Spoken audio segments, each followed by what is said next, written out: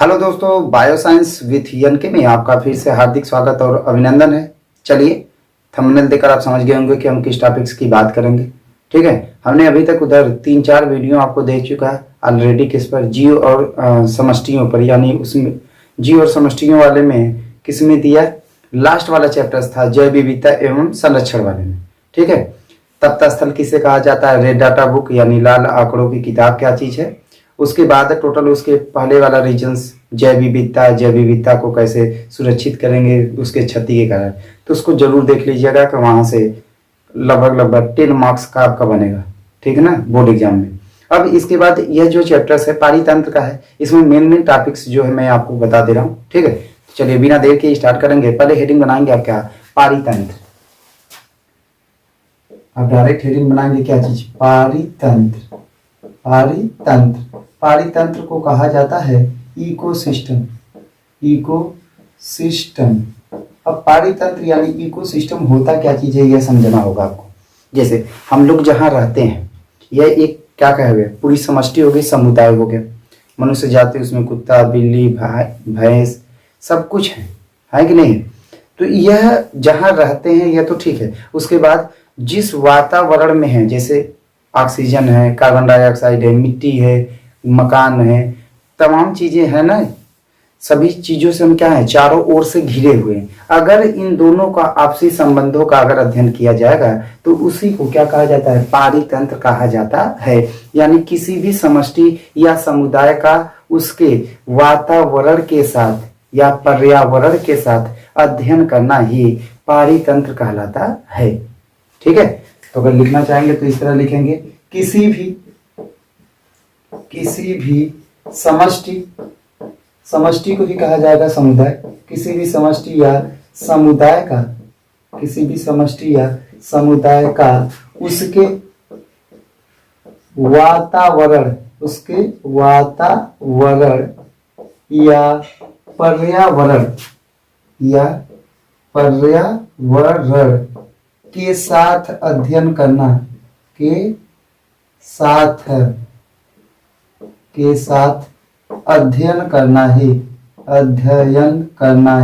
साथ अध्ययन करना ही पारितंत्र कहलाती है। ठीक ना, मतलब हम लोग तो जिंदा हैं, लेकिन मिट्टी है, जल है, वायु है, प्रकाश है, इन सबको जोड़कर अगर हम लोगों का अध्ययन किया जाएगा तो उसे क्या कहा जाता है, पारितंत्र कहा जाता है। इसे प्रायः एक और नाम से जाना जाता है, इसे प्रायः पारिस्थितिक तंत्र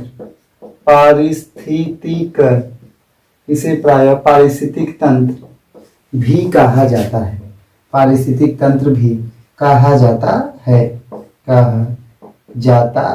ध्यान दीजिएगा, इसे प्रायः क्या कहा जाता है, पारिस्थितिक तंत्र भी कहा जाता है।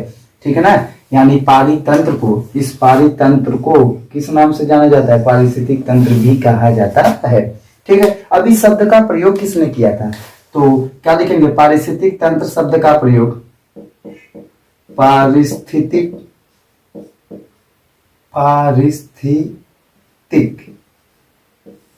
तंत्र शब्द का प्रयोग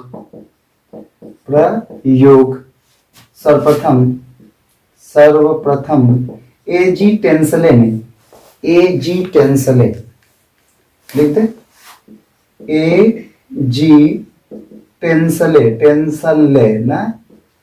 टेंसले ने 1935 ईस्वी में किया। एजी टेंसले ने 1935 ईस्वी में किया। ठीक है ना, मतलब इस शब्द का प्रयोग किसने किया था, एजी टेंसले ने 1935 ईस्वी में किया था। ठीक है, यानी किसी भी समष्टि या समुदाय का उसके वातावरण या पर्यावरण के साथ अध्ययन करना या संबंधों का अध्ययन करना ही क्या कहलाता है, पारितंत्र कहलाता है। पारितंत्र को क्या कहा जाता है, पारिस्थितिक तंत्र भी कहा जाता है। पारिस्थितिक तंत्र शब्द का प्रयोग किसने किया था, एजी टेंसले ने, कितने सन में, 1935 ईस्वी में। अब बात करेंगे पारितंत्र के प्रकार की, तो जो बात होगी वो तो अलग से है, लेकिन पारितंत्र के कितने घटक होते हैं तो इसके घटकों को बहुत ध्यान से आप देखेंगे। ठीक है ना, तो पारितंत्र के घटक आपको बहुत ध्यान से देखना होगा। पारितंत्र के घटक घटक। पारितंत्र को दो घटकों में बांट दिया गया। एक होता है अजैव घटक, अजैव घटक, या इसी को कहा जाता है जैविक घटक। क्या कहा जाता है? जैविक घटक, ठीक है ना। यानी अंग्रेजी की बात करेंगे तो इसको कहा जाता है abiotic component, abiotic component, abiotic components, ठीक है। उसके बाद दूसरा होता है जैव घटक, जैव या जैविक घटक, जैविक घटक, इसको कहा जाता है biotic component, biotic component, components के नाम से जानी जाती है। चलिए ये तो ठीक है। अजैव घटक मतलब जितने भी पर्यावरण वाले पार्ट होंगे सब किस में आएंगे? अजैव घटक में आएंगे। जैव घटक में सभी जीवधारियों को रखा गया है। जैव घटक को पुनः 3 में बांट दिया गया। अब कहेंगे कौन कौन सा यह है जैव घटक को 3 में बांटने पर? तो पहला इसमें कह सकते हैं हम, एक आएगा क्या चीज? उत्पादक, उत्पादक, उत्पादक को कहा जाता है प्रोड्यूसर, प्रोड्यूसर। उसके बाद होता है दूसरा उपभोक्ता, उपभोक्ता, उपभोक्ता को कहा जाता है कंज्यूमर, कंज्यूमर। उसके बाद तीसरा होता है अपघटक, अपघटक, अपघटक का होता है डीकम्पोजर, डीकम्पोजर। देखिए पहला क्या होगा? उत्पादक, दूसरा क्या? उपभोक्ता, तीसरा क्या होता है? अपघटक। आपको याद करवाने के लिए हमारे पास एकदम सिंपल है, बनाने वाले। उत्पादक मतलब क्या होता है? बनाने वाले। उपभोक्ता मतलब खाने वाले, जो खाते हैं, उपभोक्ता खाने वाले ना, उपभोग करने वाले। अपघटक मतलब सड़ाने वाले। बनाने वाले, खाने वाले, सड़ाने वाले, ऐसे याद रखेंगे, एकदम आराम से याद हो जाएगा। यानी उत्पादक भोजन को बनाते हैं, उपभोक्ता भोजन को खाते हैं, अपघटक क्या करते हैं? सड़ाते हैं। देखिए उत्पादक को क्या कहा जाता है? स्वपोषी, स्वपोषी भी कहा जाता है। उपभोक्ता को क्या कहा जाता है? परपोषी कहा जाता है, परपोषी कहा जाता है, ठीक है ना। और यह क्या होते हैं? मृतपोषी के नाम से जाने जाते हैं, मृतपोषी। स्वपोषी, परपोषी और क्या होते हैं? मृतपोषी होते हैं, जो सड़े गले पदार्थों से अपना पोषण प्राप्त करेंगे, ठीक है ना, मतलब उसको सड़ाएंगे। चलिए ये तो ठीक था। अब उत्पादक, उत्पादक में क्या आएंगे? सभी हरे पेड़ पौधे आ जाएंगे कि नहीं, जो अपना भोजन स्वयं बनाते हैं। पुनः उपभोक्ता को कितने पार्ट में? 4 पार्ट में बांट दिया गया। अब कहेंगे यह कौन कौन सा पार्ट इधर बांट दिया गया? चलिए इसको भी देख लिया जाए, चारों पार्ट को कौन कौन से होंगे। उपभोक्ता को बांटा गया है प्राथमिक उपभोक्ता, प्राथमिक उपभोक्ता, प्राथमिक उपभोक्ता, इसको कहा जाता है प्राइमरी कंज्यूमर, प्राइमरी कंज्यूमर, ठीक है। उसके बाद है द्वितीयक उपभोक्ता, इसके बाद कौन सा है? द्वितीयक, द्वितीयक उपभोक्ता, ऊ लिख लीजिएगा ना, सेकेंडरी, सेकेंडरी कंज्यूमर, सी लिख दे रहा हूं, ठीक है। उसके बाद है कौन सा? तृतीयक, तृतीयक उपभोक्ता, उपभोक्ता, ठीक है, इसको लिखेंगे टर्सियरी, टर्सियरी, टर्सियरी कंज्यूमर। और लास्ट क्या होगा? उच्च उपभोक्ता। लास्ट क्या होता है? उच्च उपभोक्ता, उपभोक्ता, यानी इसको कहा जाता है टॉप कंज्यूमर, टॉप कंज्यूमर। चलिए एक एक के विषय में व्याख्या करूंगा, मैं आपको बताता रहूंगा, आप अच्छे से पहले ध्यान से सुनिएगा, उसके बाद फिर रिपीट कर देखकर तो इसको लिख लीजिएगा, ठीक है। देखिए पारितंत्र के कितने घटक हैं? तो 2 घटक होते हैं, एक होता है अजैव घटक, एक क्या होता है? जैव घटक। जो पर्यावरण वाला हिस्सा होता है उसको अजैव घटक के पढ़ते हैं, और जो सभी जीवधारी होते हैं वो किस में आते हैं? जैविक घटक। जैविक घटक को पुनः कितने में बांट दिया गया? 3 में। पहला क्या होगा? उत्पादक, दूसरा क्या होता है? उपभोक्ता, तीसरा क्या होता है? अपघटक। अब उत्पादक जैसे हेडिंग बनाते हैं तो उत्पादक किसे कहा जाता है? ऐसे जीव जो अपना भोजन स्वयं निर्मित करते हैं उसे उत्पादक कहा जाता है।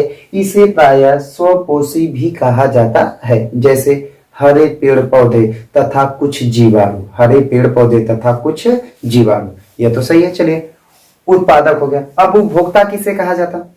ऐसे जीव जो भोजन के लिए किसी अन्य जीवों पर निर्भर होते हैं उसे उपभोक्ता कहा जाता है। यानी ऐसे जीव जो भोजन के लिए किसी अन्य जीवों पर निर्भर होते हैं उसे उपभोक्ता कहा जाता है। इसे प्रायः परपोषी भी कहा जाता है। ठीक, भोजन के आधार पर इसे 4 भागों में बांटा गया है। पहला क्या होगा? प्राथमिक उपभोक्ता। देखिए, प्राथमिक उपभोक्ता किसे कहा जाता है? जो किसको खाए? उत्पादक को खाए। तो ऐसे जीव जो भोजन के लिए उत्पादक को खाते हैं उसे प्राथमिक उपभोक्ता कहा जाता है।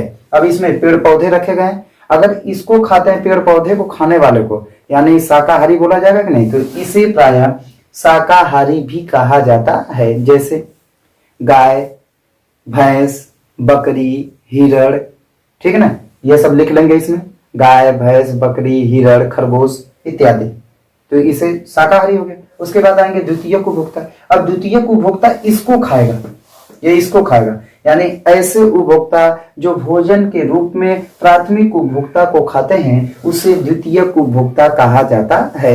इसे प्रायः मांसाहारी भी कहा जाता है। इसे क्या कहा जाता है? मांसाहारी भी कहा जाता है। अब क्या क्या रखेंगे? अब इससे जो बड़े वाले होंगे इस वाले में रखेंगे, इससे जो बड़े वाले होंगे इस वाले में रखेंगे। तो आप सर्वाहारी तो कह सकते हैं, कुछ इसमें भी जाते हैं, लेकिन ठीक है ना।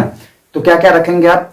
कुत्ता रख लीजिएगा, बिल्ली, कुत्ता रखेंगे, बिल्ली रखेंगे, टैडपोल लार्वा होता है, मेढक का बच्चा, ठीक है ना, और छोटी मछलियां होंगी, सब किस में आएंगी? द्वितीयक उपभोक्ता में आती है, ठीक है ना।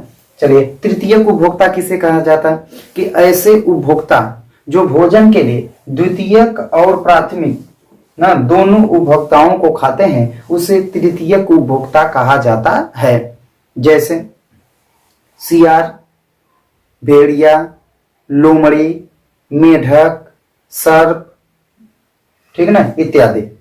सियार, भेड़िया, लोमड़ी, सर्प इत्यादि, वह क्या होगा? तृतीयक उपभोक्ता में होगा। यह क्या होता है? द्वितीय मांसाहारी के नाम से जाने। यह प्राथमिक मांसाहारी होती है, कौन सी होती है? द्वितीयक मांसाहारी भी का। उच्च उपभोक्ता मतलब इससे ऊपर कोई है ही नहीं, इनको चाहे कुछ भी मिले सब खा जाएंगे। मनुष्य भी इसी में आता है, ध्यान दीजिएगा। वो शाकाहारी, सर्वाहारी, मांसाहारी जो बचपन में पढ़े वो अलग बेस पर है, यह अलग बेस पर है, ठीक है ना। तो उच्च उपभोक्ता में क्या लिखेंगे? ऐसे उपभोक्ता जो सर्वोच्च मांसाहारी होते हैं उसे उच्च उपभोक्ता कहा जाता है। जैसे शेर, बाघ, चीता, मनुष्य, गिद्ध इत्यादि, मतलब इनसे ज्यादा कोई है ही नहीं। ठीक, चलिए, यह तो हो गया उपभोक्ता खाने वाले में। अब अपघटक किसे कहा जाता है? अपघटक हमने कहा इधर बनाने वाले, इधर क्या खाने वाले, इधर क्या होगा? सड़ाने वाले। तो इसे अपघटक में क्या कहेंगे? इसे प्रायः क्या कहते हैं? सूक्ष्म जीव भी कहा जाता है। यह प्रायः सड़े गले पदार्थों से अपना पोषण या जीवों को सड़ाकर अपना पोषण प्राप्त करते हैं, इसलिए इसे मृतपोषी भी कहा जाता है। जैसे जीवाणु हो जाएगा, विषाणु भी कहीं कहीं काम करते हैं, कवक, दहिया जिसको हम बोलते हैं, और जितने भी सूक्ष्म जीव वाले आते हैं सभी किसमें आ जाएंगे? अपघटक में।